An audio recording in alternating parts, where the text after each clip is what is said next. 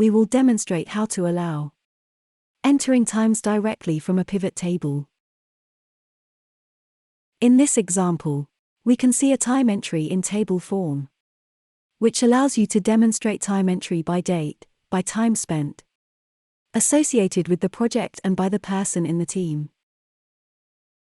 A new time entry directly from a form will allow me to create a new data directly by associating it with the project and indicating the time spent. A new line is created, again, with the date, the time spent, the associated project and the team member. I will now demonstrate how to allow the creation of this information directly from a pivot table.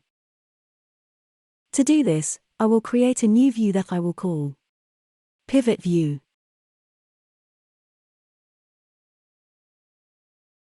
I will allow to select directly view modes, Pivot View,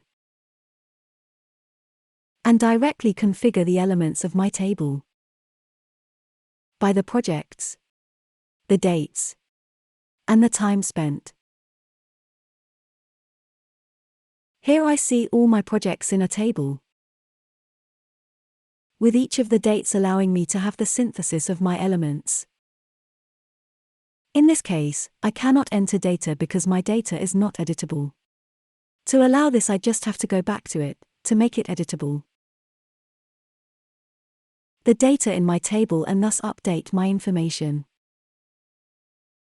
Here, by simply entering my data, I directly feed the time entry, in the same way as before with the form.